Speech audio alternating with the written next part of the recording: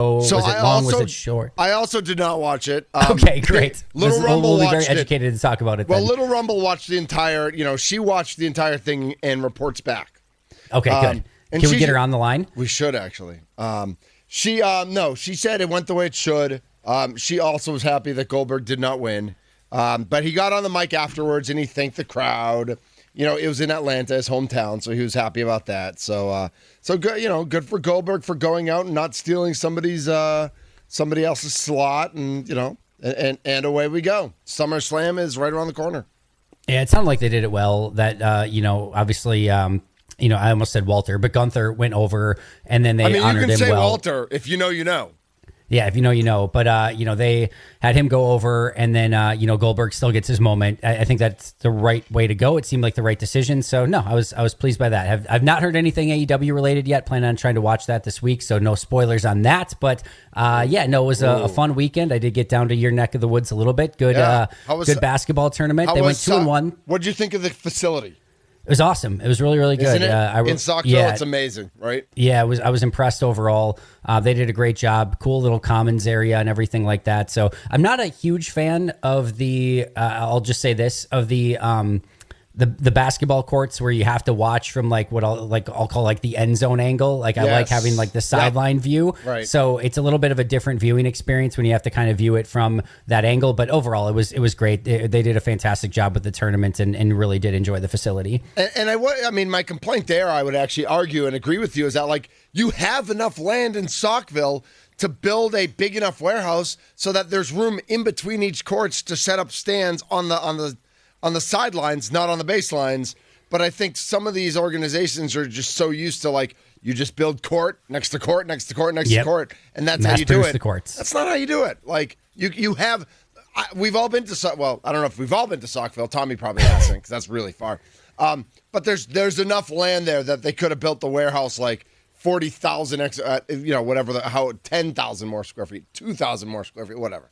Anyway, it seems like they're adding some stuff there too. It looks like there's some more stuff that's coming. Yeah. I don't know if it's going to be an extension or more stuff that is right next to it. But it looks like maybe there's a public market going there too. But yeah, it sounds like they're going to be even bigger in the near future. So yeah, but no, they did a great job with it, and the facility is really cool. Awesome, glad you made it down, and that things went well at the tournament. So successful weekend, huh? Yeah, very much so. How about you? I was roped into, yesterday was Junior Dukes, Whitefish Bay Junior Dukes softball day. It's end of the season celebration, even though the season isn't quite over. I got roped into umpiring both the 8-10 game and the 12-14 game.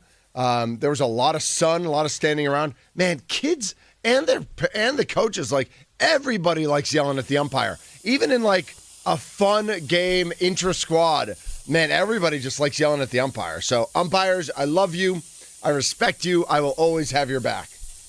Yeah, I was a referee in soccer when I was, 12 to 15 is when I did it. So I was young when I did it, but I love doing it. But yeah, my goodness, there's some tense moments that goes along with that. And I have nothing but full respect for any basketball, soccer, or obviously baseball official or referee. There's a lot that goes into it. You have to know the rules well.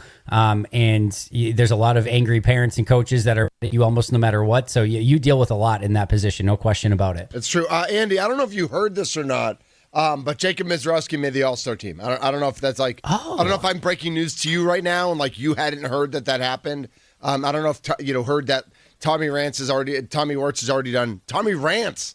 Maybe that's your nickname with a Z, Tommy Rants.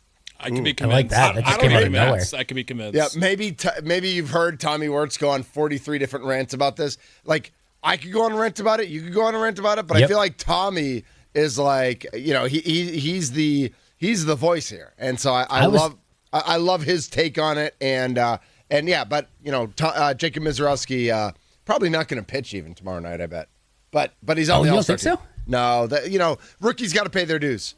Very rarely do rookies pitch in an All-Star game. I also brought that up to Charlie this weekend. I could totally see Dave Roberts just being he's not even going to play. Pay your dues. He's the guy we saved in case we had to go to extra innings. Yeah. Right? All right. Knowing that it's Dave Roberts, you're probably right. I Right. was going to fight you pretty much on that and be like, there's no way. He's absolutely going to pitch and they're going to showcase him. But knowing that it's Dave Roberts, you might 1,000,000% be right. I can't actually argue that. So, yeah, that could easily end up being the case. Yeah, I would actually, I wonder if there's a wager. Like, I wonder if they'd put that together, if Austin Hordino would put that together for us at Potawatomi or City in the Desert, if they would do that. I would actually bet on him not pitching. I would wager on it. Not a lot, Tom, but I would bet on that. Tommy, just going back to our conversation from this past week where you said, hey, there's a world in which Miz gets sent down because he has options. You can't send down an All-Star now, right? There's 0% chance. So it's now dead. what I assume is Nothing's zero, Andy. Jair Alexander was almost a Packer. Yeah, well, 0.01% Still chance right. that Miz I was gets right. sent down Yes, now. you were right. Yes, I do think that I would be a little more concerned if I was like a DL Hall right now, because I don't know his option situation, but I think their plan would be to move Priester to the bullpen when Nestor Cortez comes back. And if DL Hall is no longer on the Major League roster, Nestor is another lefty that they are bringing in to replace it. So that's where my brain has gone now. And if Priester goes to the bullpen, they don't need DL Hall as much because they're kind of matched up together when they pitch. And if Priester's in the bullpen, they don't need Hall as much. So totally that's where my brain kind of goes, but I don't know DL Hall's option situation, so I'll have to look that up before I say that is my take about it. But no, 100%. Like Jacob He's got one Mizorowski. left.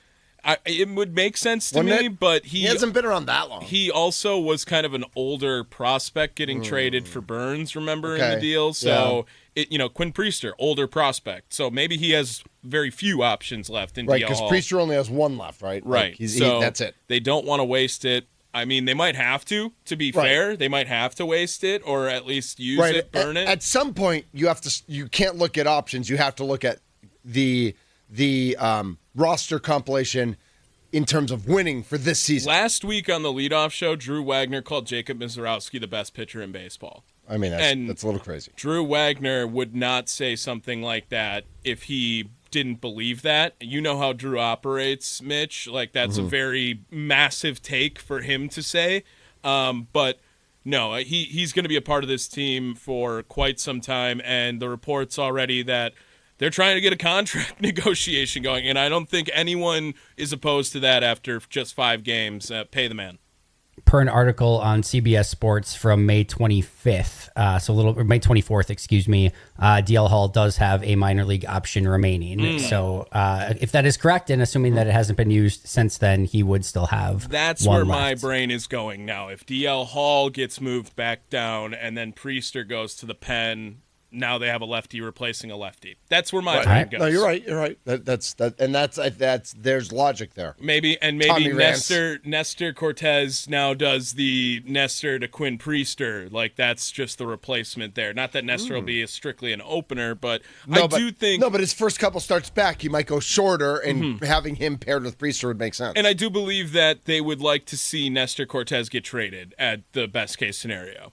So whoever they send down, everything works out perfect. They trade Nestor Cortez. The three of us combined would make such a great Brewers manager. We could totally just take over and run this thing. And GM. Yeah, and GM. Yeah, we would easily run it probably into the ground, but it would still be run nonetheless. All right, what do you got coming up for guests today, Mitch? Drew Wagner will pop on at 10, and we'll talk some more Brewers baseball going into the All-Star break and what the Brewers need to do in the, they call it the second half. We still call it the second half. They've played 95 games. They have 67 left. Cut a hay math. Yeah. Second half. Nice. Nailed it. So, when you look at, Cal Raleigh has 38 home runs. He's not on pace for 76 home runs, people. Relax. But it is fun to look at, some of the stats from the first half. We're going to do that with Major League Baseball and some of the home runs. We'll take the Philadelphia Phillies and especially Nick Castellanos to task. Let's talk a little Cole Anthony. Who is Cole Anthony? What does he bring to this team? The Bucks it's not official yet that the Bucks have signed Cole Anthony, but he's being bought out by the Grizzlies and should come back. And so, and then we got our weekend recap hodgepodge of all sorts of fun stuff that we'll talk. We'll talk a little bit about Bucks Summer League. I have a couple things that jumped out to me from the stat pages. So just a couple things to talk about. And just, it's a Monday. We're going to have fun. We're going to be loose. We're going to set the table for the kicker to come back tomorrow. Make sure we're going to clean up in the studio. We're going to clean up our mouths. We're going to clean up our attitudes. We're going to make sure everything is just like perfectly. We're going to set the table for the kicker tomorrow. Personally, I think the whole show should be made out of Bucks Summer League, but who am I to tell you what to do? I know you are. I I have a feeling between you and like all the loaded on Bucks podcasters, we could probably do a 2-hour show on Bucks Summer League. Let's do it. But with It's what the all people due want. respect, it's what like 3 people want at least. Yes. Yeah, The nice. most important people. Yep. No, if there was maybe some more players of interest playing in Summer League, it would probably get a little bit more pub, but it has not been that way. Even with Sears not playing, Right. that has not been as much fun either. But it sounds like you've got a loaded and epic show coming up today. I will be enjoying it, and it is time for me to get out of your way. So everyone, stick around for the Mason Crosby Show with Mitch coming up next till 11 a.m. this morning. Mitch, I appreciate you a ton. Tommy, you're the best. I'll talk to you guys tomorrow. All right, Andy. Always great to catch up with you. Exactly. I feel the exact same way towards you guys. Find the Pack a Day podcast 365 days a year wherever you get your favorite podcasts, and of course the Pack a Day radio show now as well. Back tomorrow with Lily Zhao. Looking forward to that conversation. This has been the Pack a Day radio show. Enjoy your Monday, and of course, go Pack Go. A Super Bowl champion. The Green Bay Packers have won the Super Bowl. The Packers' all-time leading scorer. A game winner for Mason Crosby. It's time for the Mason Crosby Show with Mitch Nelles, presented by Verizon, the #1 network in Milwaukee, on 1250 AM and 105.7 FM The Fan, powered by the Potawatomi Sportsbook, and on the free Odyssey app.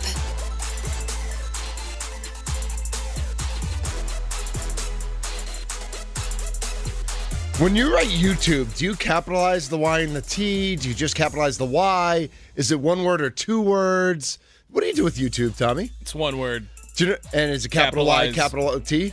That's how YouTube writes it out, but Do you know why I'm asking, Tommy? Because the Mason Crosby Show, presented by Verizon, the #1 network in Milwaukee, with me, Mitch Thunder Nelles, and you, Tommy Wirtz, is live, or as Sparky would say, live on YouTube. That's right, at The Fan Milwaukee. Good morning and welcome in on this absolutely beautiful Monday. It is picture perfect. And you might be asking, Mitch, why are the windows down on your car right now in the Odyssey parking lot? So yes, if you're driving around and you want to steal all my stuff, you go right ahead. It is because I tailgated Friday night at the Brewers game, and one of my friends, I don't know if you know this or not, but it rained throughout the game Friday night. One of my friends at the end of the game threw a completely soaking wet towel in the back of my car without letting me know about it. So when I got in the car yesterday, it stinks. So we are airing out the car right now in the Odyssey parking lot. Good morning to you, Tommy Rance. good morning, Mr. Nellis. I had a good weekend. How was your weekend? It was great. Well, and I'll tell you more about mine, but what stood out to you, my friend? Just, relaxing, hanging out. Did a couple of leadoff shows, worked at the other job, got to hang out with DZ from I heard 103.7. I heard D Zizzle showed up, huh? He did show up to the other job. We had a Nice. good time. He's back in studio now. That's awesome. That he just is. had the knee surgery Yep. a few weeks ago, maybe a month ago at this point, probably now. But good to have him back in the office here, hobbling around on his crutches. Mitch, actually, I forgot I have something for you. Oh my gosh. So let me grab that real quick. What is going on? I am posting on my Facebook page that I'm live on Actually, YouTube. not from me. It's from Mommy Tommy. Oh my gosh. Is it a brat with ketchup on it? Because we did grill brats on Friday night. It is grilled beer brat flavored Pringles along with, beer can chicken. Now you're talking my language. Like the grilled beer brats are great. Limited edition Pringles are probably delicious. Let's see. Contains 2% or less of, I'm trying to figure out, is there any actual brat? I believe there's no pork in it. Okay. So that was like. but there is beer extract. There you Let's go. go. Get drunk Let's on Pringles. go, baby. Yeah. And then beer can. Have you done beer can chicken? I don't know. I feel like I have, but I have not. I know the process. You put it on the beer can, right? And then you cook it in the Traeger or whatever it is. Yep. So you can do it in a regular charcoal. I think I have, but I don't want to say, yeah, it's awesome. It's so great because I don't know that I have. Yeah, I have, but I have not enough. Because every time I do, it is absolutely delicious. And I have, so I feel like I should do it more. Let's see. I'm live on YouTube. Let's go at The Fan Milwaukee, right? All right, let's hit next. Let's hit post. Oh, the numbers are going to blow up now. Love it. Yes. So welcome in. Thank you so much for being here. Good weekends. Feel free to share your weekend highlights with us on the Talk and Text line. That's the Nicolay Law Fan Talk and Text line, 414-677-1250, 414-677-1250. We've got Brewers talk today. We've got Bucks talk today. We've got All-Star talk, although we'll do more of that tomorrow, of course. I know Tommy cannot wait to talk Wimbledon today. But we started things off. I was at the game Friday night, and it's like, Friday night was like the lesser of the Andrew Vaughn games over the weekend. Saturday, obviously, was the Andrew Vaughn game. I mean, he only hit a home run Friday night. Like, no big deal. It was kind of, it was in garbage time. Christian Nelles is the one who hit the bomb Friday night. And the Brewers win Friday. They win Saturday. They were then, I don't know if you saw this. I don't know if you talked about this with Austin Herdina. They were like minus 290 something yet. Like, just ginormous favorites yesterday. It was all spreads on parlays for the people over the weekend because there was no value in taking money line Brewers. But yeah, I mean, what a weekend. 7 in a row to go into the break. 1 game back of the Cubs now in the NL Central. 1.5 games back, I believe, of the best record in the National League. That is correct. They have a better record than, the New York Yankees, which no one could have predicted after the first 4 games of the season. The Milwaukee Brewers clicking on all cylinders. And you bring it up, Andrew Vaughn. I mean, what a signing, or rather a transaction to have in the middle of the year right now. And you brought up the game on Saturday. That double in the 9th inning, we got it right here. That was awesome. Vaughn, line drive, right center. This one's going to split the gap. Churrio is in. Yelich being waved home. The throw, not in time. We are tied. Andrew Vaughn, who are you?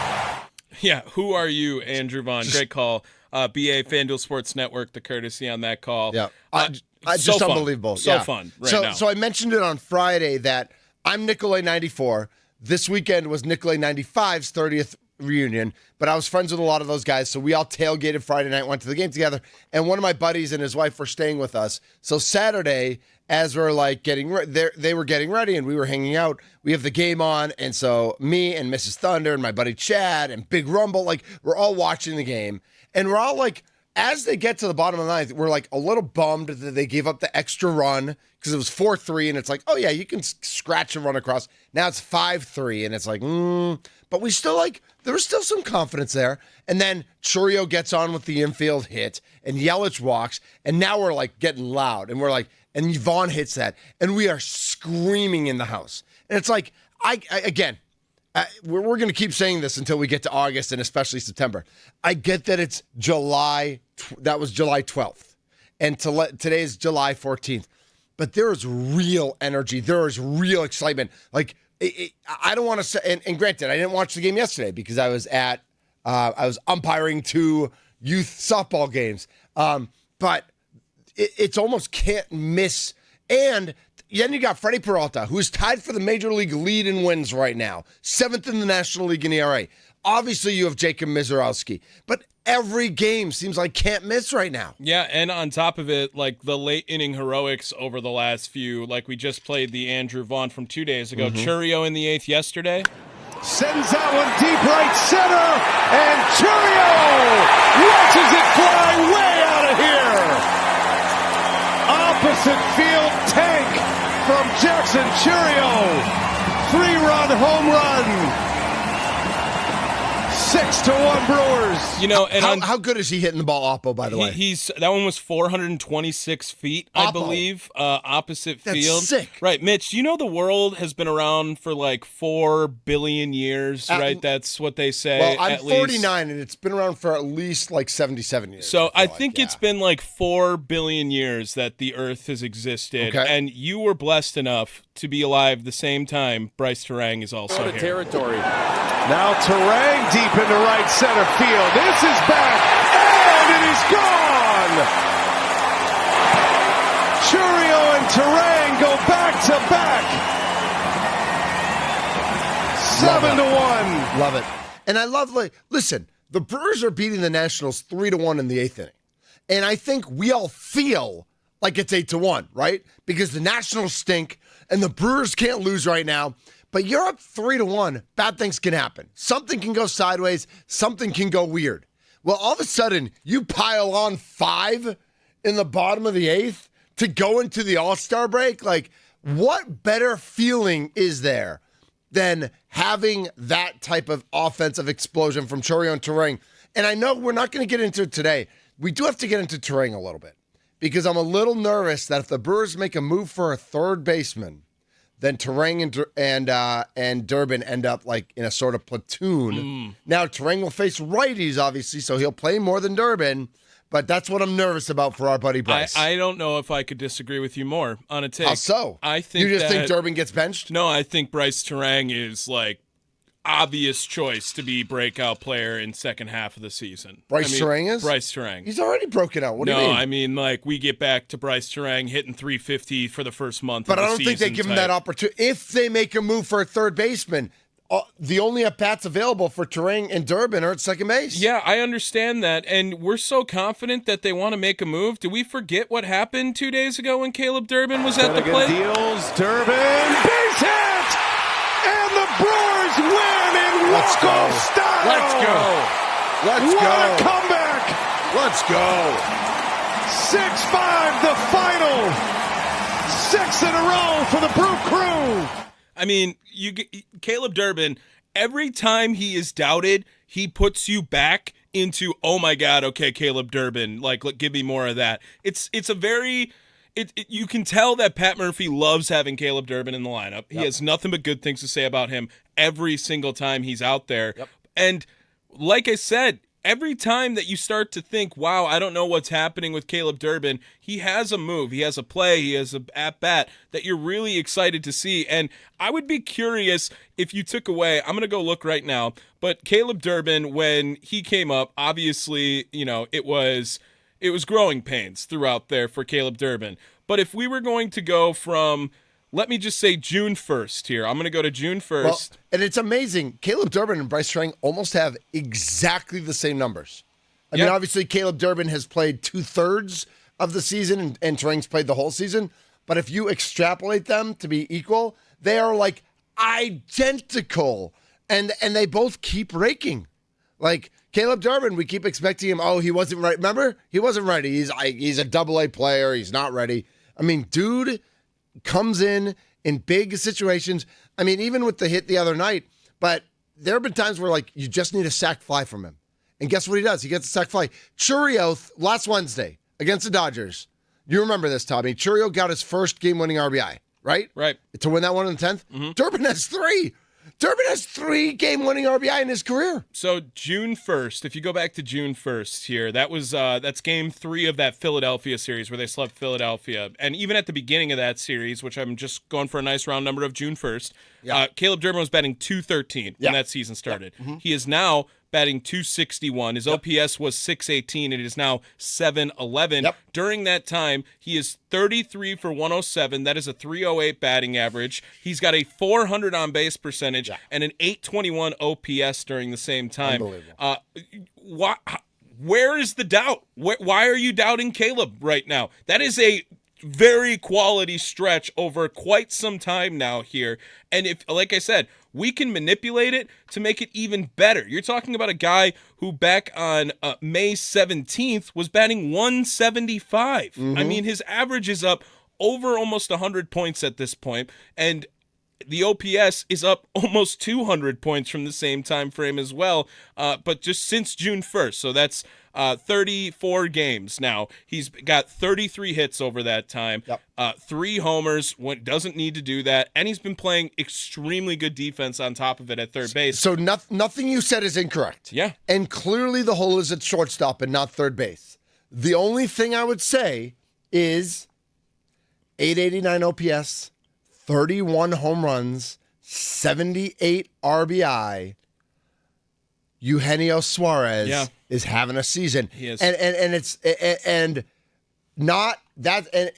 that's not a knock on what Durbin has done. Durbin has been great. He's exceeded every expectation. If you look at his numbers since June 1st, and I would do that. I would throw out his May, right? No, I wouldn't even care. Like there was the acclimation period. But he's not going to hit 31 home runs in the first half of the season. Correct. It's and Suarez is, because he did. And he's hot right now. But with that said, I agree. The hole is at shortstop, and there's no debate. There's no left side of the infield anymore, right? For a while, it was like the left side of the infield stinks. It doesn't. Third base, we have a Major League Baseball quality third baseman, offensively, defensively, clutch, guy who plays the game the right way, guy who Murph loves. The hole is at shortstop. That's it. That's the list.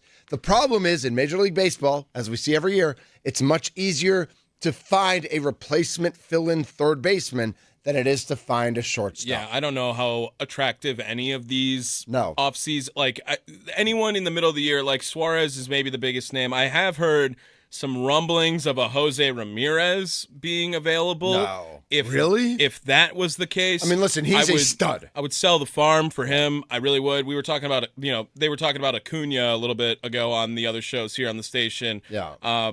I would rather go all in on Jose Ramirez than Ronald Acuna. Right. I really would. Can Acuna play short? No. But Jose Ramirez necessarily can't either. I know, but they would know. make it work if him being in the infield. So I think that if that was someone who was a legitimate option for the Milwaukee Brewers, I would much rather. I would be willing to give up one of the top two prospects. And for him. If you look at shortstops, there's really nobody out there. No. Like there are no. I had mentioned, and not even jokingly, I had mentioned Trevor Story earlier a couple weeks ago. Now the Red Sox have won 10 in a row, so I don't think they're making any changes. He does have 15 home runs and 16 steals, which is a very Brewers stat. The way he can run, but they're not getting it of him right now. I mean, I look at a guy like Perdomo from Arizona, who's got a 783 OPS, 10 homers, 13 stolen bases. I have no idea what his contract situation is, but really, there's nobody. I mean, you're going to get Carlos Correa from the Twins. Like, he's been underwhelming, and he's got a big contract. There's nobody. I mean, the guy, Willie Adames, is like the worst guy out there, like that, but he's not available. There are no major league shortstops available. I think we are. Honestly, I kind of think the roster is what it is. Like, they'll make an improvement here and there for depth or whatever. We'll see if Perkins can come back healthy, and that could change things in the outfield. But I think we are where we are. My name's Mitch Nelles, a.k.a. Thunder. He's Tommy Wirtz. Mason Crosby's back tomorrow. He is, I don't know if he's home or he's traveling today, but he Bermuda'd it up this weekend. Was at a friend's wedding. And so he will be back tomorrow. Let's get into the Mizorowski conversation when we come back. Jacob Mizorowski makes the All-Star team. Dude has pitched .1 innings in Major League Baseball in his career, and he's already an All-Star. All right, that's hyperbole. I get it. 5 starts, 4-1 record, ERA sub 3, tons of strikeouts, very few hits, and he gets named to the All-Star team. We will let Tommy have his famous rant, which I believe he started on Saturday morning and then continued today on Pack-A-Day and will continue today on the Mason Crosby Show. We're presented by Verizon, the #1 network in Milwaukee. We're in the Fan Studios, powered by the Potawatomi Sports Arc, and we are live on YouTube at the Fan Milwaukee. And we're two really good-looking guys on the Mason Crosby Show.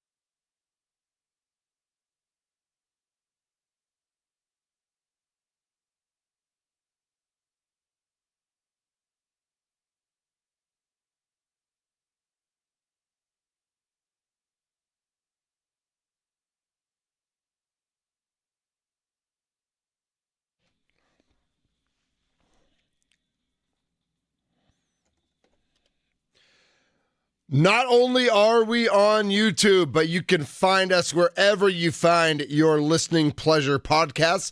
Apple, Spotify, wherever you get your pods. Catch the full episode of The Mason Crosby Show. Listen by individual hour or jump straight to the highlights. Just open up your favorite podcast app, search The Mason Crosby Show, and hit the follow button so you get every minute of the show your way and on your time. My name is Mitch Nelles, a.k.a. Thunder. This is The Mason Crosby Show, presented by Verizon, the #1 network in Milwaukee. The Detroit Tigers enter the All-Star break with the best record in all of Major League Baseball. They are one game ahead of the LA Dodgers. They are a game and a half ahead of the Chicago Cubs. And they are 2 games ahead of the Houston Astros and our Milwaukee Brewers. That's right. The Brewers are tied for the 4th best record in all of the Major League Baseball going into the All-Star break. They go into the break with a 7-game winning streak, the 2nd best streak in Major League Baseball. They are white hot. A big part of me wishes it wasn't the All-Star break and they could be playing tonight because of how hot they are. They got to figure out a way to keep the momentum going to L.A. this week. Do they go to L.A. first and then Seattle? Yeah, L.A. Okay. On Friday, yep. L.A. Friday, Saturday, Sunday, then Seattle. The Dodgers, obviously, they just swept here in Milwaukee, so the Dodgers are going to want a little revenge there. Seattle is 51-45. They are a good team.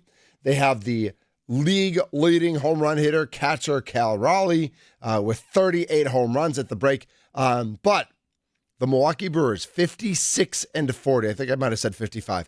They were 55-40. Now they're 56-40. 16 games over 500.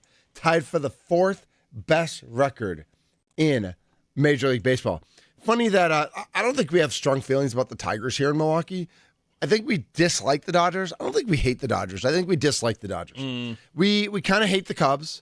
And I think as a baseball fan, if you're not from Houston, we all hate the Astros because they're like the cheatingest cheaters who ever cheated in Major League Baseball, the way they cheated in the World Series, stealing live signs, which is just like crazy. Basically Pete Rose. Like and just like makes me sick. So so it's interesting that's the standings. The Brewers 1 game ahead of our second favorite team, the Philadelphia Phillies. We just love the Phillies. They're our best friends, right? Oh my gosh. So we made a big deal last week about how the Brewers swept the Dodgers. And it reminded me the Brewers swept the Phillies in Philly, like kind of out of nowhere. That was the Brewers had already turned it around and had started playing better. But that, I feel like, was the series that really catapulted things. So the whole thing here, Mitch, they are 31-12 since May 25th, right? And June 1st is when we started with Caleb Durbin. That was the 3rd game of that series. So how many days are in May? Is it 30 or 31? Oh, May's 31. Okay, so May 30th, if you go from there, like that's where the Phillies series really is a huge turnaround to the season for the Milwaukee Brewers. Yep. And I know that you said 31-12, and I know that they must have gone 4-3 the week before that because they're 35-15 in their last 50 games after being like they were 21-24. I mean, we have come so far Yeah. since that 4-game Yankees series to start the season. Yeah. I mean, it was looking really bad. Season was over, and we were ready already to like trash this Brewers team. We talked about it with Drew last week, where I mean, of all the things and all the possibilities and all the ceilings we can place now on this Brewers team, you're gonna have to remember that Elvin Rodriguez started the home opener. Yeah. Like all that, like that's where we have come. And gave them innings. Yes. Right? They needed innings. Yeah. Early in the season, they needed innings, and they got innings. Jacob Mizorowski gets named to the All-Star team. Yep. And part of me loves it. The entertainment part, the excitement part, the Milwaukee Brewer part. I will go on record and say it's kind of weird.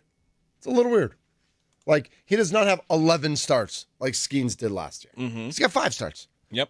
He is 25 2/3 innings. Yep. He is absolutely electric. His stuff is absolutely electric. Every time he pitches, it is an event with a capital E. Still a little weird. Like it's a little weird that a guy with 5 major league starts got named to the All-Star. That's just like, and I think part of why we think that's weird is because in the way our brains work traditionally, is that like you earn your spot after paying your dues and you've exploded onto the scene, but like from April, like you've just had a great first half of the season. And I think, and Major League Baseball maybe isn't behind the times on making this decision. Maybe Major League Baseball is keeping up with the times, living in a TikTok, Snapchat, Instagram society where everything is so immediate and everything is so like 7-second snippets or 30-second snippets or YouTube shorts or whatever it might be, that we have to acknowledge that we live in a universe now where entertainment value counts. And yes, there's something to be said for what you did on the field. I mean, I'm even thinking, and everybody put this up on YouTube, where it's like, try to watch Pat Murphy make this announcement and not cry. And you know who I was crying for during that announcement? Because we talked about him a lot last week, Tommy. Abner Uribe. Like, Abner Uribe pitched well enough this first half of the season to make an all-star team. And I'm guessing there are probably half a dozen. There are probably 6 guys in the National League who had a setup season similar to Abner Uribe's who deserve to make the all-star game. And now they see Jacob Misiorowski make the all-star game. And I get like the whole Philly thing is funny to me. Like Suarez and Sanchez, they both were asked. One said he didn't want to go because he wanted to spend time with his family and recuperate. The other one said pitched yesterday, so he wasn't going to be able to go anyway. So Major League Baseball just skipped ahead and went to Misiorowski. Like, I get that part. So for Nick Castellanos to whine and cry is like, funny, you're a baby. We all get you're a baby. You've always been a baby. You're really good at baseball, but you're kind of a whiner. You're a loudmouth, and you're allowed to have your opinions. That's fine. But I do think about, like, I'm Abner Uribe in that clubhouse, and I'm going to be happy for my teammate. I think Jacob Misiorowski's electric. I think he's unbelievable. But you know what? I've been pretty electric this year. I've been pretty unbelievable this year. I've been pretty unhittable this year. What? Why? Like, and I'm never going to make the All-Star team. Jacob Misiorowski's going to make 10 All-Star teams, right? Like, we hope he makes 10 All-Star teams. I'm not. Unless I end up being a closer in my career, which I might be, and then I'll get my shot. But like, as an 8th inning guy, like, this might be the best first half of a season I ever have. And so I like, part of me just like was like, as I'm watching that video and his teammates are so happy for him, there's got to be a little bit of like, this is weird. Sure. This is weird. Sure. But you can't be mad at Jacob Misiorowski. Oh, no. What is he supposed to do? Say no? No, I don't think anybody can be mad at Miz. Right. And this is now. I think people are mad at the situation. People are mad at Major League Baseball. People are mad at the situation, or people are sad, or people like, is Abner Uribe a little sad that he didn't get picked? He's not mad at Miz. No. But is he sad that Major League Baseball values the entertainment value of Misiorowski over how good he's been this first half of the Major season? League Baseball tried to avoid this. They did. And I am always so critical of Bob Manfred whenever he does something to the sport that I am not a fan of. I am going to be the guy who tells you that I am going to be against the ABS ball strike system. I'm going to be ahead of it. You guys can all think it's going to be a great idea. You're going to hate it. I promise you. If you want to make the game faster and speed things up, it's doing the exact opposite. So what does Rob Manfred and MLB do? They try to do the right thing. Hey, you guys, Christopher Sanchez, Ranger Suarez, you've had a great first half. We would love to reward you by an all-star game appearance. Have fun in Atlanta. And both of them decline the offer. So Major League Baseball then instead decides, you know what? We got great pop. We got great reaction last year. When last year, the guy who had played the least amount of games ever to make an all-star game, Paul Skeens, got named to the all-star game. And you know what they even did on top of it? Least amount of games ever to make the all-star game. Why not have him start the game? Because he was so electric last year. Yep. So baseball then decides, hey, it got great pub last year with the sorry Pirates organization who never produces anything fun or exciting for anyone in baseball. Why not try the same thing with Jacob Mizorowski, who arguably has more exciting stuff, does not have better numbers. Paul Skeens 100% is better than Jacob Mizorowski. Today. But why is it a fault of Major League Baseball to showcase the talent in the league? That is what all-star games are. We never are satisfied with all-star games at any professional sport, whether it is football, basketball, baseball, hockey sometimes gets some love, but they barely do them. They do it like every other year, and then they do other festivities and whatnot. It's not a bad play by baseball. It is not. It's a guy with electric stuff that everyone wants to see pitch every single time he goes out there to pitch. They are purposely showcasing, not making all-stars, showcasing the best talent in the league. I have no problem with that. Yeah. I think the only issue, again, that I have is that other players have had all-star worthy seasons. Like, we mentioned the two Philly pitchers, and that's great. But I do, again, I'm Abner Uribe in that dugout. Sure. And I'm like, I'm a little bummed. And we had the conversation that Wisconsin sports gets overlooked in all-star games all the time. All the time this happens. And this time they didn't. Because this guy transcends Wisconsin sports. Yes. He is that exciting. He is that electric. You're right. I mean, this is the right call for Major League Baseball. No doubt. You're going to be on the wrong end of the take saying that Jacob Mizorowski doesn't deserve. He's going to win the Rookie of the Year. He's going to get NL Cy Young votes by the end of the season on top of it. He will. He will get some Cy Young votes because he's going to have a great season, and he's going to continue to have great success in this league as he has in his first 5 starts. And by the end of the year, there are guys who have terrible numbers that were all-stars because of a great first half. Major League Baseball just wants to be on the correct side of this take on top of it. Well, and not just the correct side, but again, they want to be on the correct side of how we consume sports, how we consume media, and how we consume entertainment at this point. And kudos for the league that for 100 years has been slow to adapt and behind the times and so set in tradition. And we've seen a lot of things over the past few years. I mean, listen, they made the bases bigger. They eliminated the shift. They put in a pitch clock, which is like the most heretical thing you can think of when it comes to Major League Baseball, right? That there's anything timed. Because the whole point of baseball and the whole beauty of baseball was that there was no time. It's that you go to the park and you just enjoy the day and you enjoy the action, and they put in a clock, and it's been universally accepted and mostly loved. The fact, and we still have some injury things we have to figure out with our pitchers, but we have to figure that out regardless. Pitchers get hurt regardless of whether there's a pitch clock or not. But the fact that Major League Baseball is ahead of it on this and putting in a guy, again, to your point, that's going to have the season, knock on Formica, that we all hope he's going to have, that they're a little early on it. There's no shame in being a little early. Fox is up 10% compared to last year on their average viewers on their baseball games. ESPN, despite walking away from the rights now, is up 22% over the years now from this season.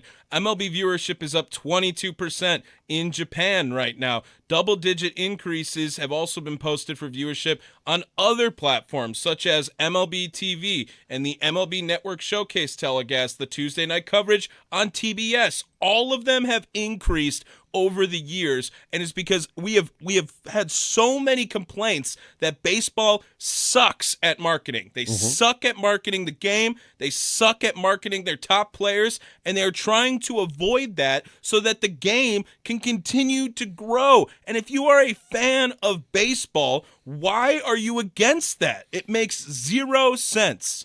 This is what they learned from Mike Trout. Because they realize how many people could pick out Mike Trout out of a lineup? Right, exactly. Regular people. Nope. Anyone can do it with Ohtani. Anyone can do it with Judge. And they've totally whiffed on Mike Trout, 100%. And so I think this is reaction to that. This is learning from that. My name is Mitch Nelles, a.k.a. Thunder. He's Tommy Wirtz. The Nicolay Law Fan Talking Text Line, 414-677-1250.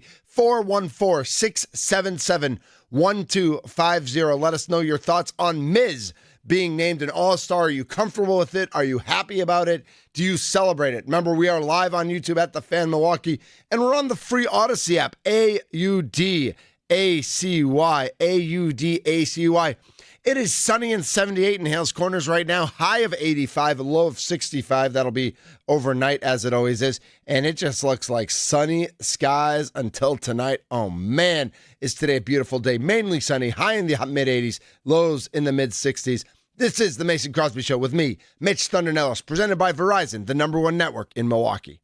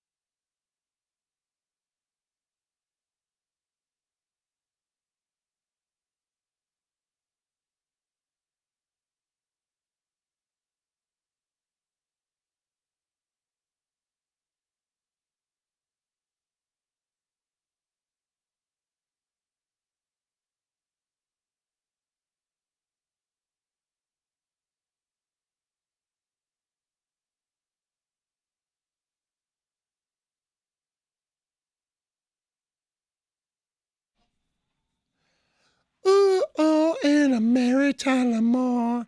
I don't care what they say about us anyway. I don't care. You know, it's better when you sing in the right key.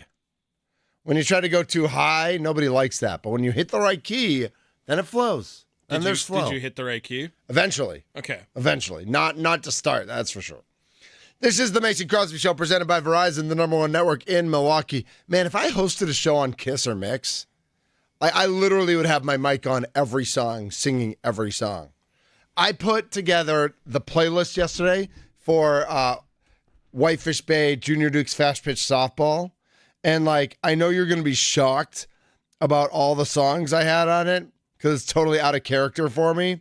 But I was pretty happy with my Spotify Were list. there any Taylor Swift songs that were not the oldest song on the playlist? Like yeah, Girls Just Want to Have Fun. Okay, Cindy Lauper. okay. Mhm. All right. Bon Jovi, Living on a Prayer, was on there. Do 12-year-old? Well, They how do. old is he? 14? Kids know Living on a Prayer. Okay. Yeah.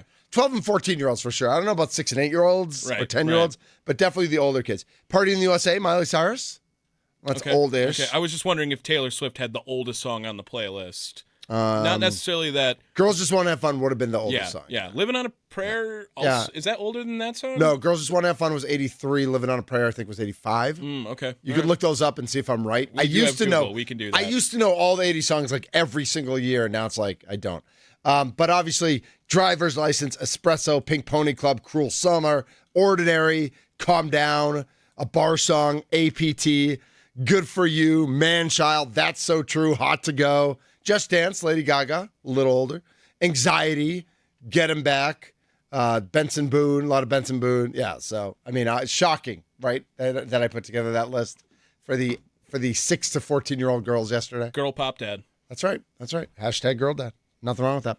The Mason Crosby Show, presented by Verizon, the number one network in Milwaukee. Not official yet, but our Milwaukee Bucks are on the verge of signing a combo. I guess he's a point guard and a shooting guard, I would say. Cole Anthony, which Sparky tweeted yuck to when the buyout. I mean, we knew that Memphis was going to buy him out. He was part of the Desmond Bane trade. And pretty much immediately, there was the report that they were going to buy him out. I don't know. I mean, Cole Anthony's a good player. I don't know what we're yucking about Cole Anthony. Like, Cole Anthony can average 15 points, 4 rebounds, 5 assists a game in a starting role. He probably won't average that for the Bucks because of the glut of guards they have and because of how ball dominant Giannis is. But he's a good 3-point shooter. He's fast. He speeds any team he's on, he speeds up. He wasn't a great fit in Orlando all the time because Orlando plays slow and plays defense. He plays defense too, but like Cole Anthony's a nice little player. So I don't know why. I guess we'd have to talk to Sparky and be like, I think Sparky's just like, why him in terms of a fit as opposed to why him specifically. Would you rather have Cole Anthony than any of the vets they were talking about a week ago? Yeah. I think so, yeah, right? I think I'd rather have Cole Anthony over Chris Paul. I'd rather have over Chris Paul and Russell Westbrook for sure.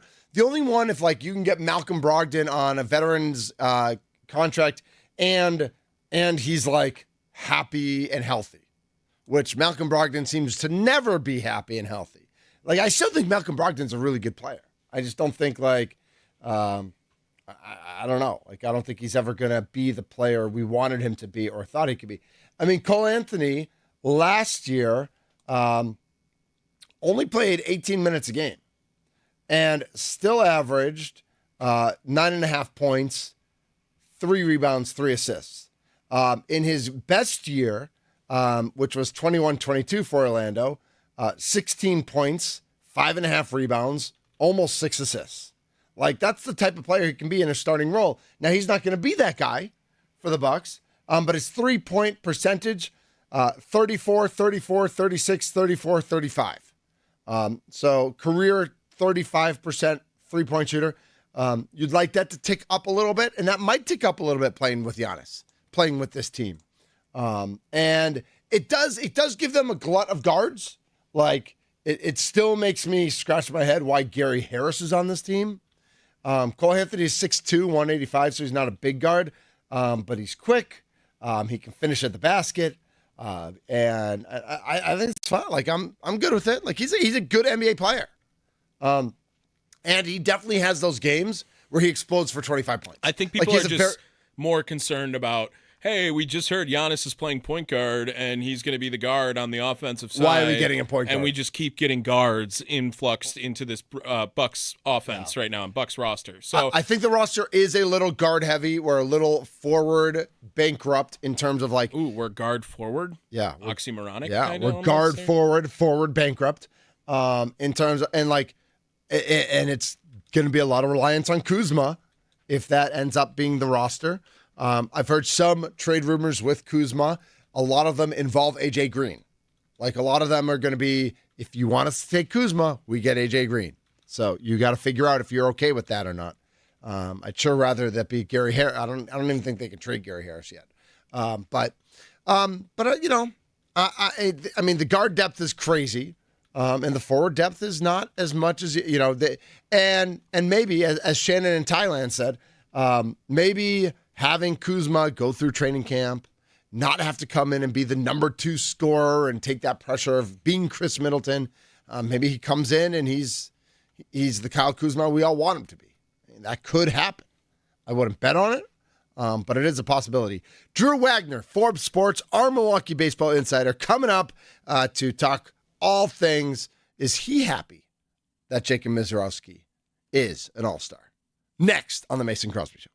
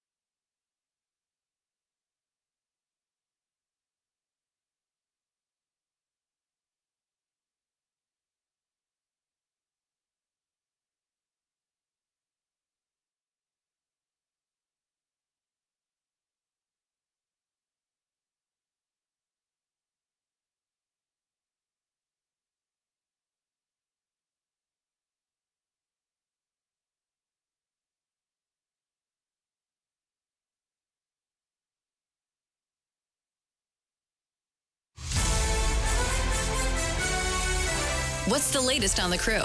Let's go inside the clubhouse with Drew Wagner of Forbes Sports on the Mason Crosby Show with Mitch Thunder Nelles. Brought to you by Verizon, the #1 network in Milwaukee on 1250 AM and 105.7 FM The Fan. Inside the clubhouse is brought to you by Focus Baseball, because fundamental development starts with focus. Find them at focusbaseball.com. All right, first of all, shout out to Tammy, IT Ed, and other IT Tom for fixing the phone thing. Yes. Is that who? Yep. I want to give credit to who gets credit. It was Tammy for Tom. breaking it. Yep. IT Ed for starting the fix, and then Tom for finishing the fix. Chicago right? Tom. Chicago Tom. Okay. Yep. Moneybags Tom. Moneybags Tom. Yep. Yeah. Tommy Moneybags. Tommy I like Moneybags. that. Yes. I like that. Yeah. Yep. So good job on fixing. Part of our phone thing here at the station was broken. They fixed it. It's amazing. Well, we'll find out. We'll find out if it's amazing. Yeah. Right? Bad news, Tom. Another good one. He just never shows up when there's good news. It's just. Well, when you're the guy who fixes things, Yep. you don't generally show up when everything's fixed. Or good news. He's usually fixing it, so it's good news at the end. This is the Mason Crosby Show, presented by Verizon, the #1 network in Milwaukee. We're in the Fan Studios, powered by the Potawatomi Sportsbook, and we are live on YouTube. That's at the Fan Milwaukee on YouTube. Joining us now on the Fan Guest Hotline, powered by Gruber Law, is the biggest Chris Stapleton fan on the show, unless Tommy's some closet Chris Stapleton fan that I didn't know about. He is Mr. Drew Wagner. Hi, Drew. Chris Stapleton is replacement level country music. He is neither great nor is he awful. He's the Jim Gantner of country music. Wow. Just like steady career. Yep. Long career, not steady, Hall of right? Fame, not all-star, just, gave you 10, 15 years, reliable. You knew what you were getting every time. That, to me, is Chris Stapleton. I would not skip him if he came up on my Spotify, but I would not waste a Touch Tunes credit on him on a jukebox.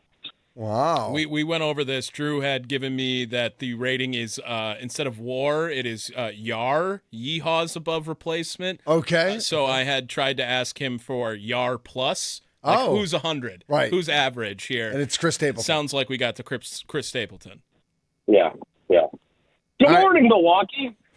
Good morning, Drew. How was your Harley Fest?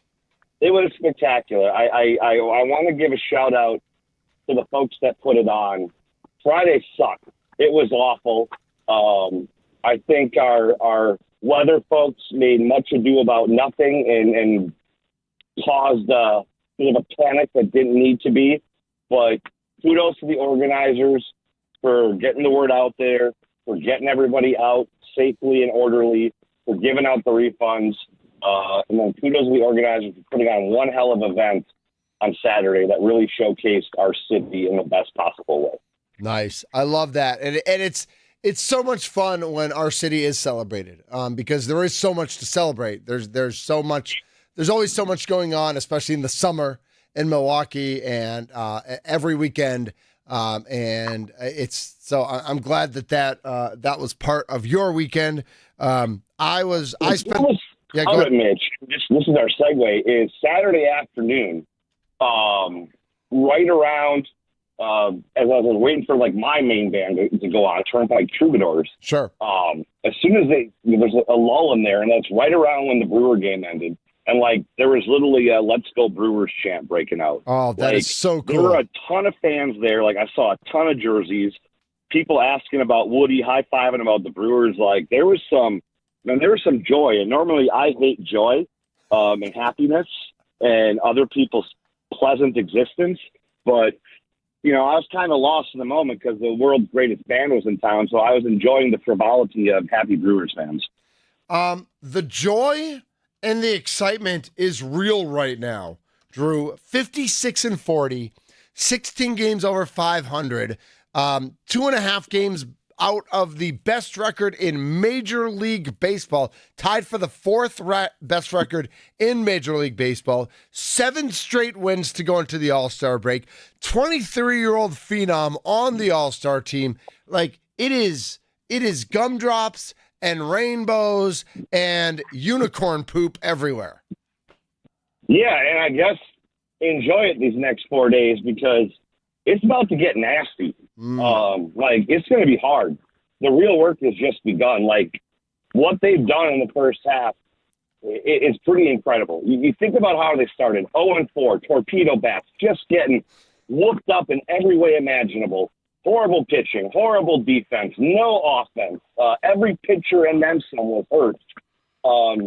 And now they've got one of the best starting rotations in all of baseball. They're going to have a log jam in the starting rotation. Like, it's incredible that they were able to do this, to do what they did. And then you have to step back and go, you know what? I mean, they could very easily be going in with 60 victories. They really could. And honestly, you could make the argument they should. They underachieved for, at least the first 6 weeks of the season. Like, no doubt about it. They gave some wins away. They should be going into this break well in command of the NL Central. And I think they know that. That said, you're opening up with 3 in LA against the Dodgers. And I said this with Tommy, man, they are going to be loaded for bear. Yep. I mean, they got smoked by the Brewers. They got swept. They were struggling. They're going to be rested. They're going to be healthy, and they're going to come out firing. It's great to say, look at this accomplishment, but the road's going to get harder. You've got a bunch of games coming up with the Cubs. You've got some long stretches without a break. I mean, it is going to be a slog these last 2 months or so, and they've got to be ready for it. I mean, they cannot have those lapses and letdowns like they had early in the first half. So, Drew, I know you're looking ahead, 96 games in, 66 to go. What can we celebrate over the past week? And I'm going to make you start with Andrew Vaughn. I mean, definitely. And how can you not be happy with what he's done?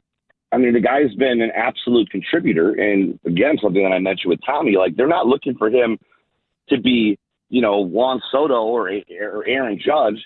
They're just looking at him to contribute. And it's the old cliche, keep the line moving, drive in runs, get guys over, that kind of stuff. And he does that very, very well, and he's done it very consistently. Now, at the same time, it's 4 games. Let's not get carried away here. It's impressive, but it's still a very small sample size. Can he keep it going? Because they're going to need him even more, especially with Reese Hoskins out for a couple more weeks. Absolutely. And what else has stood out to you over the past week that you think is transferable long-term for the next 66? I mean, definitely the pitching. That's definitely something I see. I see Freddie Peralta improving. Yesterday was a very good performance. I mean, just kind of hoping that we finally see him get through the 7th for just the second time this season. The other stuff I'm not so sure of. I'm fairly confident the starting pitching will hold up. I'm fairly confident the offense is only going to get better. The thing that concerns me right now is the bullpen. Those guys have worked an absolute ton in the first half. They're going to need some rest. They're going to need some help along the way. They're going to need a fresh arm come deadline, but they're going to need that offense to do what they did yesterday. And that is put those tack-on runs in the late innings so you can sit down Trevor McGill, so you can, hopefully avoid your late inning high leverage guys. That's the one thing that concerns me most going down the stretch. They have got to put on the tack-on runs and extend the lead and rest that bullpen. Yeah, I was looking at it, and Abner Uribe tied for he has the 3rd most appearances in Major League Baseball, and I think Koenig just 1 or 2 games behind him. So obviously using those high leverage 7th and 8th inning guys a lot. And even like Friday night, I was at the game Friday night, and they're up 8-3, and Uribe gets up in the 8th inning, and me and my buddies were like, why is he warming up? Why isn't there somebody else warming up? And it's like, obviously, it's easy to nitpick how you manage a bullpen, just like it's easy to nitpick. But why was he up? That is a concern, and there's a phrase that is used for getting a reliever up and not using it. I'm not sure if it's PC to say, but it involves something you do as a teenager. Sure. Yep. So yeah. And the young, astute, intrepid reporter Jack Stern has been tracking this thing for the last couple of weeks, and it's a lot, and that adds up too. Those guys are out there and they're getting loose and they're getting hot. It's only like 60-70% effort, but it's it's work. And, Yes. and when you're trying to preserve arms and preserve freshness, that becomes a factor. So, yeah, I wonder about that, too. You mentioned Uribe the other night. I mean, you look at the number of times that he has Jared Keeney getting up, that he has Uribe getting up, that he has, Anderson getting up, that he has Mears getting up. Yep. Like, those guys, they're going to get tired. That adds up after a while. So does this All-Star break reset everybody? Like, is it just like, hey, yeah, everyone's reset. Everyone, they're getting 4 days off. I mean, obviously McGill's going to go out there and probably work on Tuesday, but he's still going to have 2 days before he comes back. Like, everyone's reset going into the second half, but, that doesn't last very long. I mean, how many straight games do they have coming out of the break? They only have 7 coming out of the break. 3 and 4 or 3 and 6, something like that. okay. So, it's okay early on, but especially they've got that stretch coming up now with the doubleheader in Chicago, where I think it's like 18 and 17. Well, yeah, that's a 5-game series, right? Yep.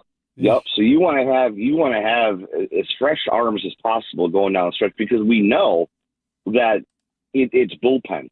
Bullpen is what gets you in the playoffs. Bullpen is what gets you through the playoffs. You can't be burning these guys out early. And we saw it last year with Brian Hudson.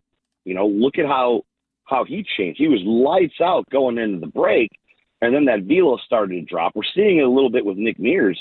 His velo and fastball effectiveness going down a little bit. And he's got secondary pitches to work with, but this stuff adds up, and that's my biggest concern. Can this bullpen hold up over the final 66 games with the workload they've been carrying? Part of that has to do with the starters. The starters need to go deeper, and the offense has to be able to cash in on those opportunities. Absolutely. Drew Wagner joining us here on the Fan Guest Hotline, powered by Gruber Law on the Fan. Your reaction to Mizorowski making the All-Star team? I'm torn on it. I agree with the argument that 5 games should not warrant an All-Star berth. At the same time, MLB has been absolutely horrible at marketing itself, at marketing its young talent, at promoting the game. If the stories are true and they went through a handful of pitchers who all declined and settled on Miz, great. You want to grow the game, that's how you do it. So from that aspect, I see why they did it. To those who say 5 isn't enough, I see that, and I agree. I think both things can be true. Mm-hmm. He's got too small of a sample size to merit an All-Star berth, but he's enough of a intriguing hype prospect where it makes sense to put him on the roster if others said no. I think that's fair, and I think that we discussed that as well. I also said earlier in the show, I don't know that I would bet a lot of money on it, but I would bet money that he does not pitch on Tuesday. That whether it's, and more often than not, you'd see, now Skeens last year obviously started, but a lot of times, guy making his first All-Star appearance or a rookie, something like that, a lot of times they don't get in the game. And so I would bet a small amount of money, not a big amount of money, that he does not pitch Tuesday night. Do you think that's true? Were I the investing type, I would go down to Potawatomi Sportsbook and probably take those odds. At the same time, I could easily see Dave Roberts turning to him in the 9th inning to protect like a 10-9 lead, like closer Miz. That would be something. That'd be a sight. That'd be a lot of fun. The question is, does Dave Roberts want to freeze out the rookie, or does he want to use him up so that he's not fresh this weekend in LA? Put him out there and start him and make him pitch 7 innings. Oh, that'd be amazing. His arm out. That would be just absolutely unbelievable. That'd be so Dave Roberts of him. So LA Dodgers. Yeah, we need something. We already have something to complain about the Phillies. We need something to complain about the Dodgers as well, I think. So I can't hate on the Dodgers. Yeah. They spend a boatload of money, but it's not like they go out and are total a-holes about it. They're not. Right. I mean, the guys on that team are so likable. I mean, Freddie Freeman, how can you not like him? How can you not like Mookie Betts? How can you not like Shohei? Like, okay, I get it. They've got God's money they're playing with, but they go out and they sign good dudes. Yeah, no, I absolutely agree. And I feel the same way. About those guys, at least, not about the organization in general, because they sign everybody. But I've always been a Freddie fan. Obviously, I've always been a Mookie fan. So with this week of no Brewers games, Drew, what do you got on your schedule? What's on your docket, Mr. Andrew Wagner?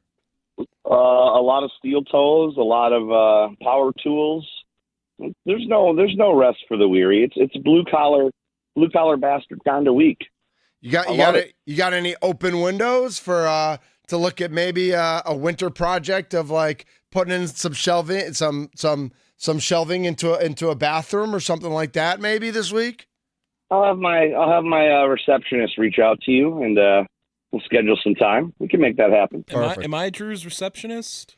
You're Drew something. Okay. I mean, I've tried to be like, Drew Wagner more and more every day. I think I have too much happiness, but when he says receptionist, I feel like I'm defaulted there. I was going to have people start calling Tommy to book me for home improvement. Amazing. I love that. That would be unbelievable. Tommy, is Drew available Tuesday afternoon at 2? Yeah, we'll have to check the concert schedule for the week every week. I know Drew's obviously got to look into that. Drew, what other storylines do you think we should be looking out for on the Brewers for All-Star break weekend, or week rather? I mean, is Miz the biggest storyline? I mean, Freddie probably not going to get in the game, obviously.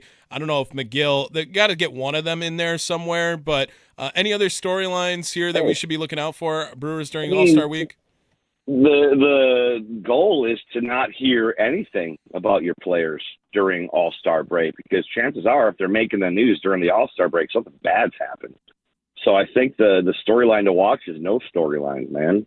Just rest up, go fishing, relax, be with the family for 4 days. Everyone reports to LA and goes from there. I think that's the storyline that you want. I like that. Sounds good. Yeah, I'm here for that. I'm here for.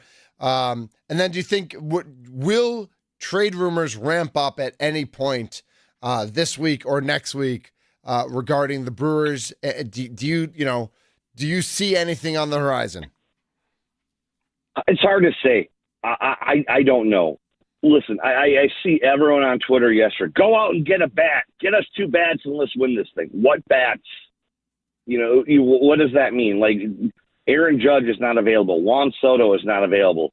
Nolan Arenado is not going to end up with the Brewers, because the Brewers are not going to ship a bunch of prospects to one of their top rivals. Suarez, okay, maybe, but we've talked about how streaky he is. I don't know if the big bat that everyone is clamoring for is out there in a way that makes sense. I don't expect anything to come out in the next week or two.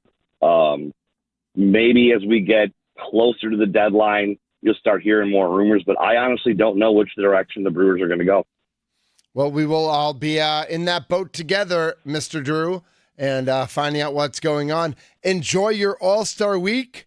Enjoy your break from games, at least. I know that we're going to keep putting you through the ringer on with Sparky and with us on Thursdays. So thank you for being available, and get to work. Sounds good, brother. We'll talk to you Thursday. All right, thanks, bud. That's Andrew Wagner. Follow him on Twitter at @byandrewwagner, BY by Andrew Wagner. He writes for Forbes Sports. He's also our Milwaukee baseball insider and our resident fence builder. Our resident, he could do some auto mechanic work. I'm gonna try something again here. I don't want it to be. There we go. That was Drew's view of Turnpike Troubadours. Oh, I was very excited to see him there, but it looks packed, as you can see. Yeah, I saw some pictures from some drones from Saturday night, and it was like, it was tens of thousands, if not hundreds of thousands of people down at the lakefront enjoying Harley Fest, which is the way, if we're going to be the city of festivals, let's lean into it. Let's be the city of festivals. And I think we did that this weekend. I think Milwaukee absolutely showed off. Unfortunately, there was weather Friday night. That was a bummer. Smartly, we have a roof on our baseball stadium because we were watching the Lightning like through the window over the first base stands, and the lightning was real. There was lightning out there for sure, and it was great that we could just watch baseball. And then of course Yelich and Vaughn both homer, and it's just like It was awesome. It's just a big party. What did you think of the DL Hall start? Because we had talked about it on the show on Friday, like Quinn Priester, during the day, Quinn Priester was scheduled to start. Now, we've seen this, and I think it didn't surprise me knowing that the Nationals have 2 all-star level lefties at the top of their lineup, and then another former all-star batting third. They do lead off with 3 lefties. Yeah, I actually love the opener strategy. In general, or when necessary? I mean, it's just so... Like, bush sounds like the wrong word, but it's so minor league, summer ball. Like, it just gives that vibe of, hey, we're doing everything we can to win. Yeah. And it's something that is maybe a little foreign to a baseball purist's idea with, pitchers going less and less innings, and you want to see starting pitchers get into the 7th inning, like Drew said there with Freddie. But I love it because it reminds me of some of the teams that I've worked for on their strategies of just, hey, we're going to have this guy start things off, and then we're going to go right to our closeout guy afterwards. And it's worked really well in a couple of moments for the Brewers. And you brought up that Phillies series. You remember that's where they really saw it go to fruition is DL Hall comes in and then 18 outs or 15 ground ball outs from Quinn Priester in that game for the last 6 innings. When it works perfectly like that, it is just something that it feels like makes the Brewers different, and I am all in on that idea as well because you got to be different to get to the top. At first, I was a little taken aback just because I think I was expecting Priester out there. But then when I thought about it, again, if DL Hall, the lefty, is getting through, even if he gets through 12 hitters in 3 innings, which means he's giving up a couple hits or a couple walks or whatever, it means Abrams, Wood, and Bell, who are all lefty hitters, 1, 2, and 3. And Lowe, even. Is Lowe a lefty? Lowe's a lefty. Okay, so even if he gets through 13 guys, well, 8 of those 13, the top 4 guys in the first, and then whenever he faces them, whether it's the second or third, are lefties, and you like those matchups. You like those matchups, and it's not going to be, listen, if they had 4 righties on the top of the lineup, Murph's not making that decision. Right. If it's 4 righties to start the game, Priester's starting the game.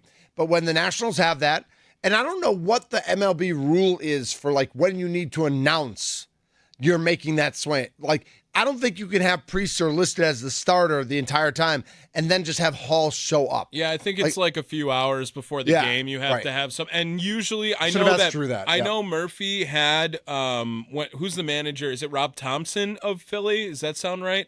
So, yeah. He was the guy who replaced Joe Girardi. It's still the same guy, right?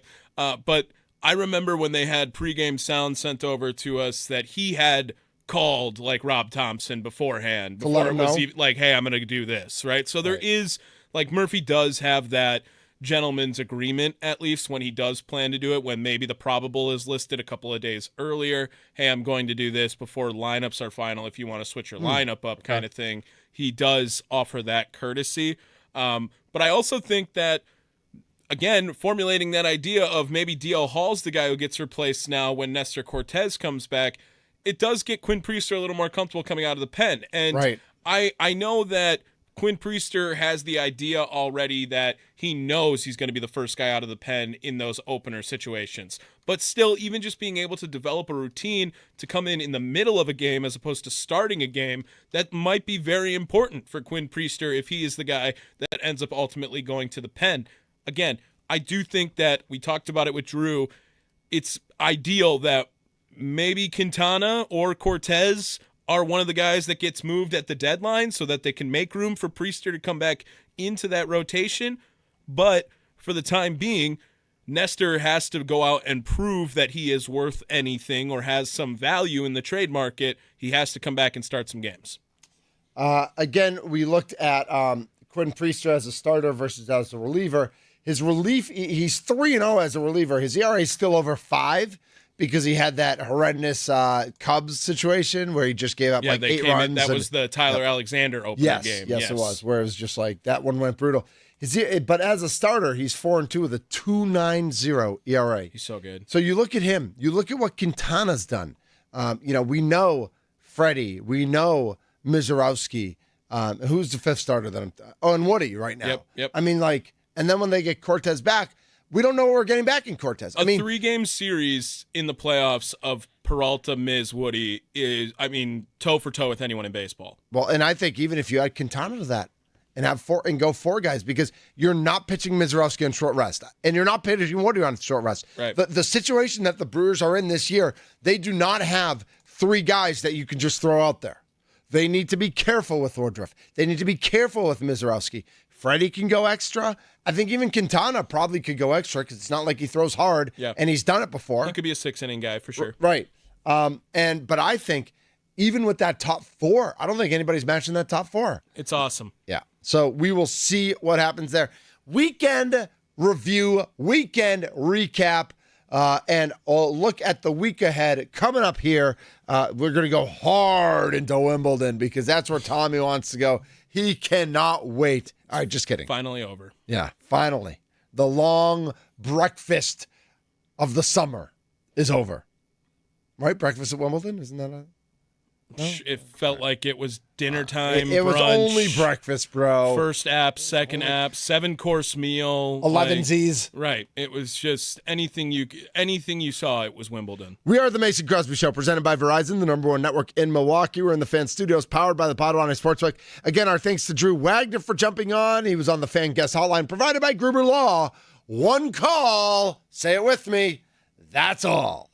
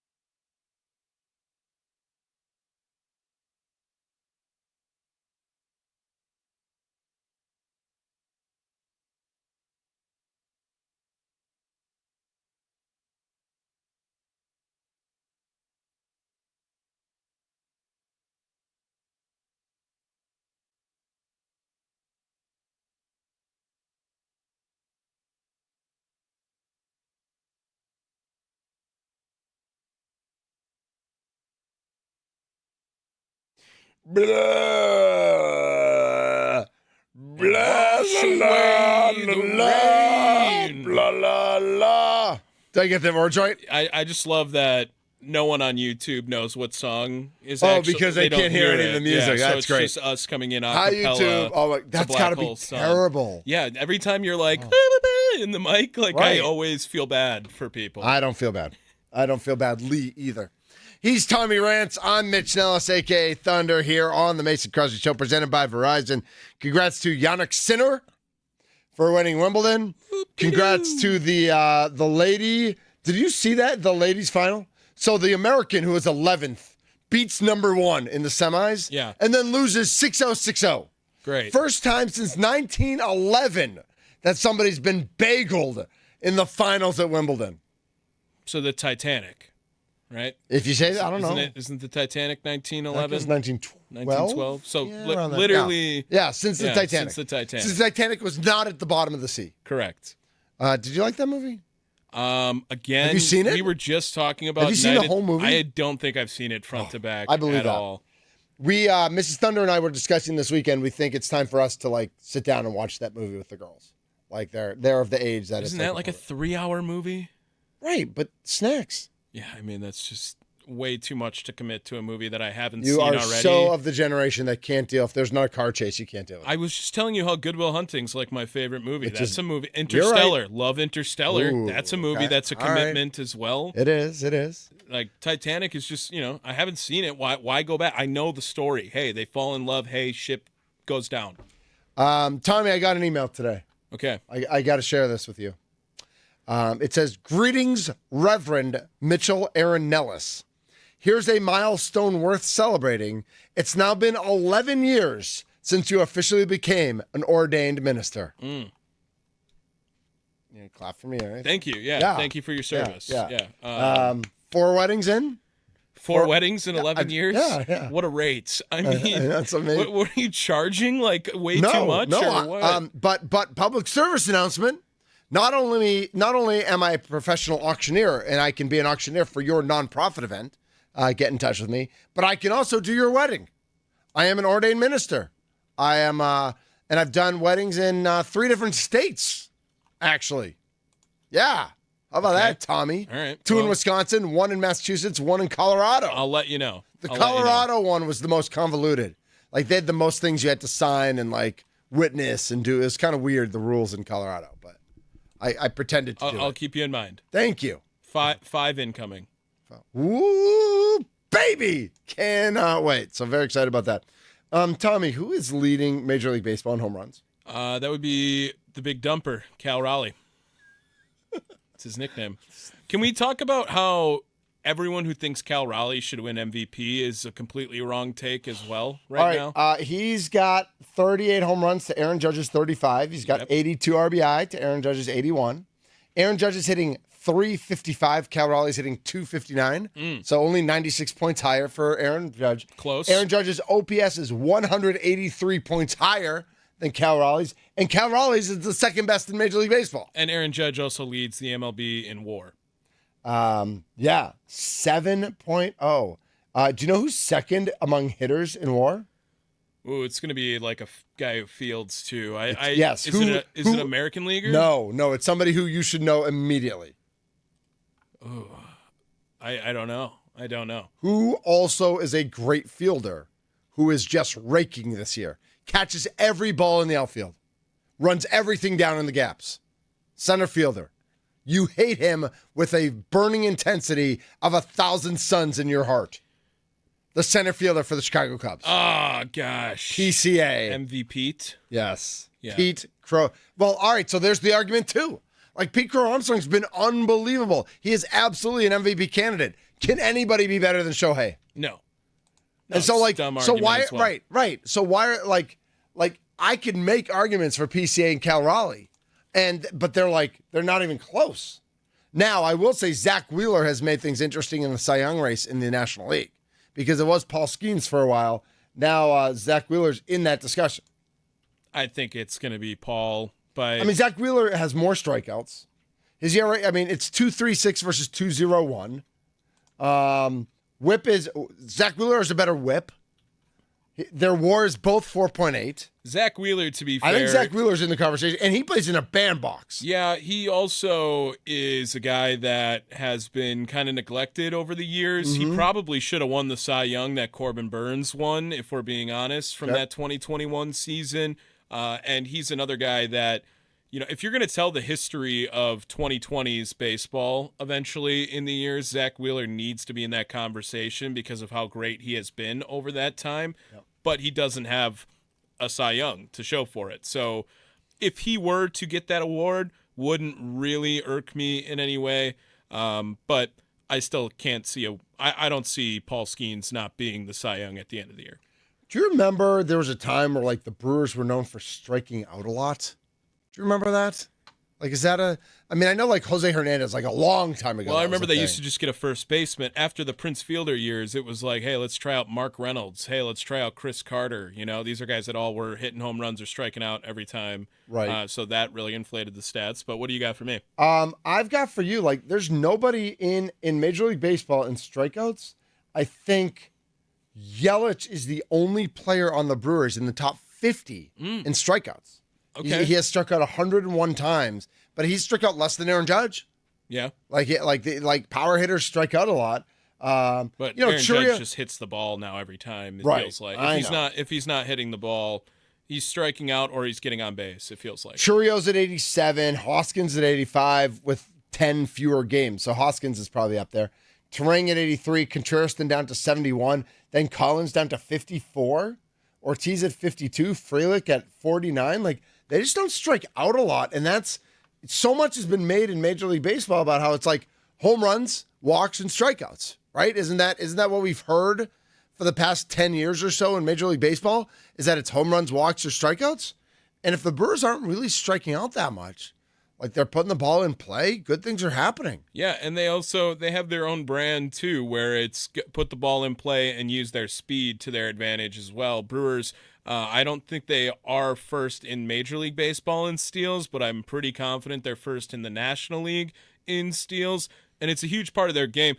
Our buddy, Dario Melendez, I know him. had tweeted out when Andrew Vaughn had hit that double to tie the game in the ninth a couple of days ago, we do really underestimate how great Christian Yelich is at running the bases, too. He's a great base runner. Yeah. Whether he's getting the steals or not, he is elite Which at he that is, by level. the way. Yeah, and he does get his numbers for that. But just the threat of everywhere in that lineup, whether it's Frelick, Collins, Bryce Terang, Christian Yelich, Caleb Durbin, all of these guys can run when they are on the base paths at a near elite level, and it really is a big part of Milwaukee's game when they can get on bases and then cause some havoc there. We just saw Jake Bauers help win a game in the series before because he gets such a late jump to steal third. He's gunned if it's a good throw. And Will Smith throws it into the outfield, and Jake Bauers is able to come in and score after that. And I just think Will Smith was so surprised that he would steal, and it was against there was a lefty at the bat, right? I believe so. So the third base, so Will Smith had a clear shot to throw it down, and Bauers, but it was right after a balk. Yep. So Bauers thought the pitcher was rattled, right, and it worked out. And it was Glasnow pitching. I remember that. It was much. definitely Glasnow pitching. And he drew the balk from Glasnow. Yep. Then he steals third, throw in the outfield. They didn't even have to put the ball in play in order to get a run. It's all about manufacturing however you can. And we bring up Moneyball, and what Moneyball was is just looking at baseball different, right? And it wasn't necessarily. Now everyone tries to take a Moneyball approach in some way. Analytics have grown so much in baseball. IT Ed had sent me a text over the weekend because there is a Pokemon Go night upcoming for I feel like we've seen that. Okay. And he was like, baseball's going after nerds now? What's up? And I was like, dude, baseball has always been nerds. Been for nerds at this point. Right, baseball is all numbers, all stats. Nerds have always loved baseball. And so now the Brewers, again, just finding a different way to look at the game. It's all about home runs, right? Home runs is the game.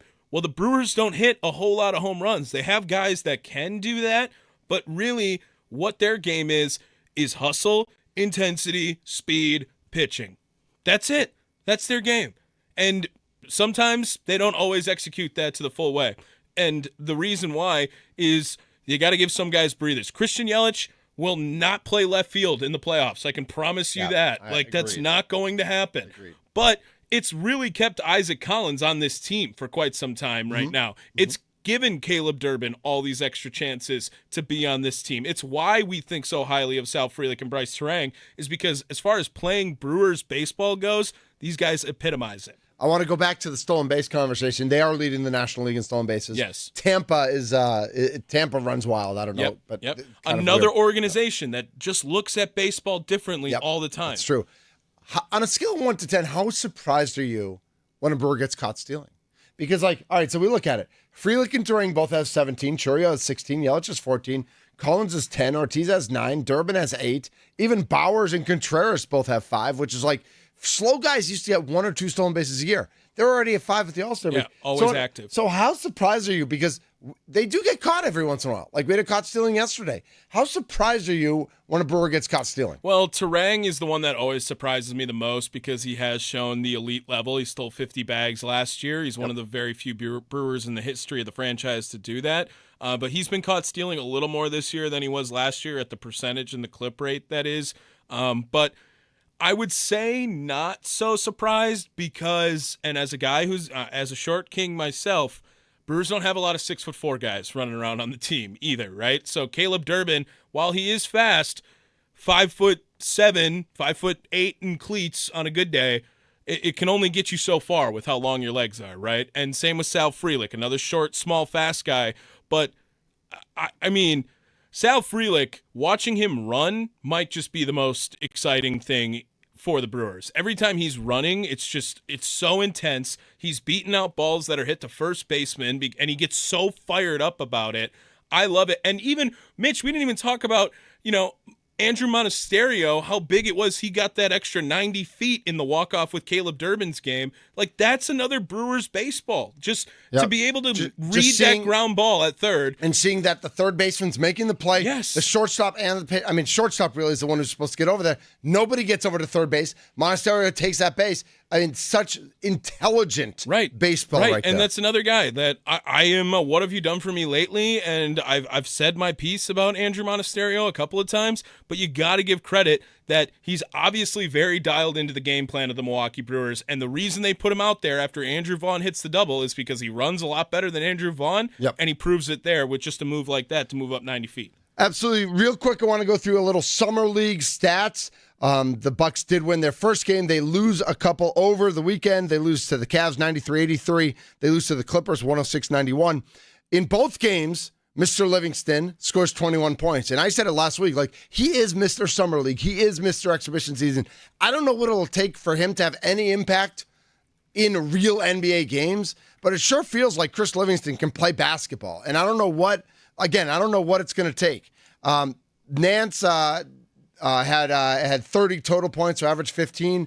But the thing that really stood out to me from these two games, Tyler Smith went 0 for 15 from 3. And he's supposed to be a decent big man shooter, 6'9", can also shoot.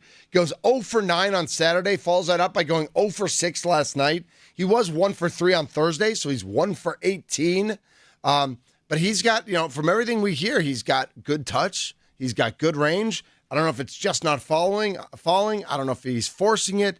Markovich did have 14 points last night in his first decent game. Still no Sears playing. And the other news out of Summer League is, after you drop 31 in a Summer League game, I guess you don't have to play Summer League anymore. Cooper Flag goes for 31, and then they're like, no, you're done. We're good here. We got it. Yeah. One more thing here before we get out for the break. Brewers draft day as well yesterday, just to keep you guys posted on that. They picked at number 20, 32, 59, 68, and 94. Andrew Fisher, the first-round pick, first base, third base out of Tennessee. Second year in a row, they took the first baseman from Tennessee, both big power guys. And later on in the first round, technically still pick number 32, I believe that was a comp pick for Willie Adames signing. Yes, that is correct. Brady Ebel, shortstop out of Corona High School. Whose dad works for the Dodgers or something? I heard that, yes. Okay. J.D. Thompson, lefty pitcher, was pick number 59. He's out of Vanderbilt. Frank Caron, nerd. Out of a high school as well, a lefty Not a pitcher. nerd. And Jacob Morrison out of Coastal Carolina. Fun fact, Jacob Morrison, 6'8", So now Brewers Oh. trying to go after tall guys named Jacob. Let's go. All day let's now. go, Mizorowski. He could. I want a picture with him, Mizorowski, and McGill. Yeah, It's like and the tall I think dudes. Jared Koenig's also he's super tall. Yeah. he is as well. On a scale of 1 to 10, I care about the draft like a -7. That's just me. Like I've never cared about the Major League Baseball draft. Talk to me in 5 years.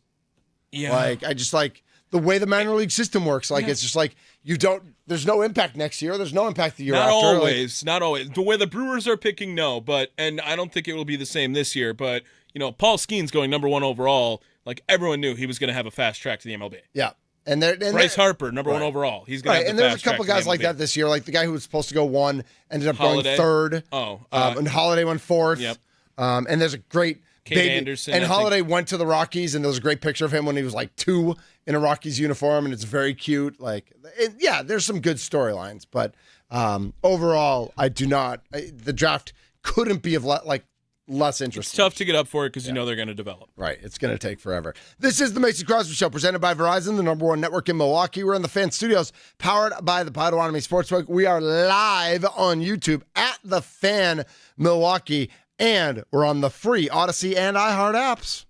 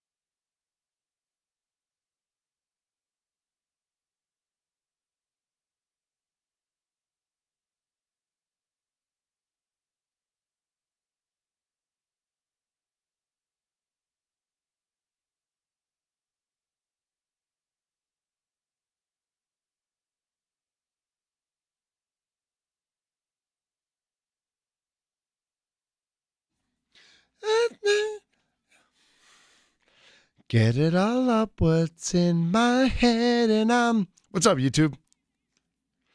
A little peculiar. I just Come love on, when sing with me, I YouTube. love when this song comes on. Yeah. Why don't we play the techno version of this by DJ Miko? No, it's just I can't not see Sparky swaying whenever this song comes on. Just the guy who is a robot.